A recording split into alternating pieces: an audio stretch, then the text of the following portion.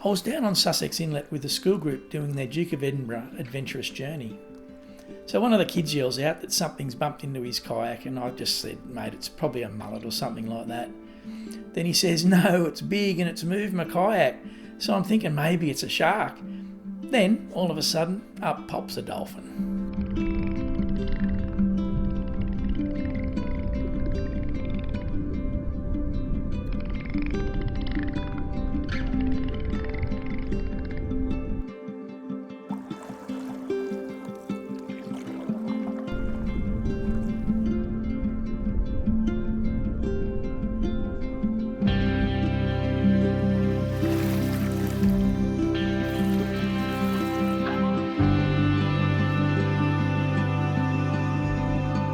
The story is she came in with 2 other dolphins, but they left after a few weeks, and it's thought that she was too scared to cross that shallow bar that gets her back out into the ocean, and she was left stranded in the inlet. She's taken to interacting with people, and I guess that's her way of satisfying her social needs.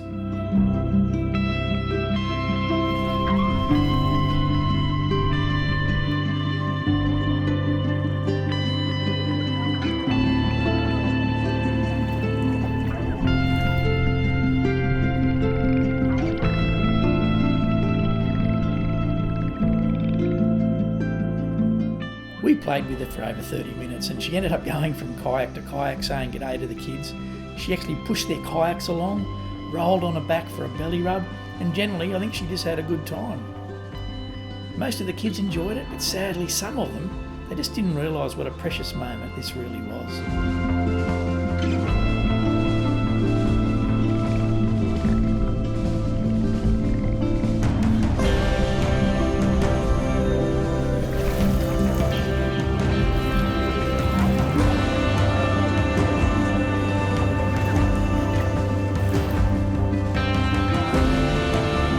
Seriously, what an amazing experience for us all. I'm so glad the kids got to enjoy it. And to think I get paid to do this stuff. My only regret is that Chrissa missed out on it, but I've got a plan to change all that.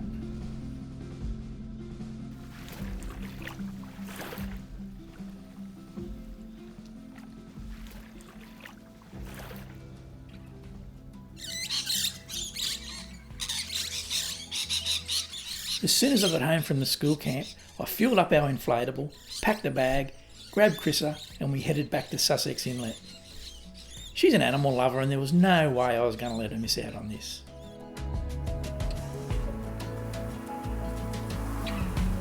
We got down there, chucked the boat in the water, and had a cruise around the inlet, but we just couldn't find her.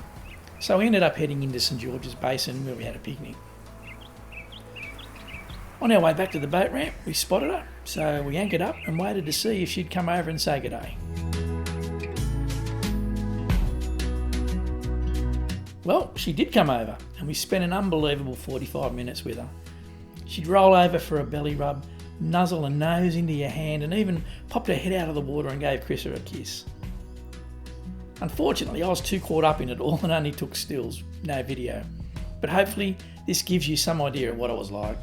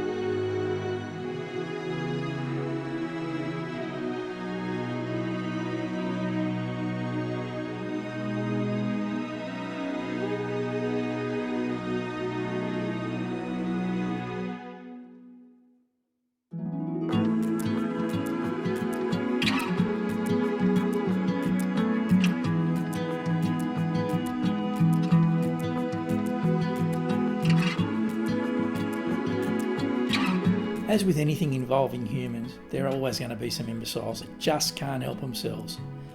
Unbelievably, some people were caught throwing things at her. There were even idiots jumping on her from a jetty. So National Parks and Wildlife decided she had to be removed for her own safety.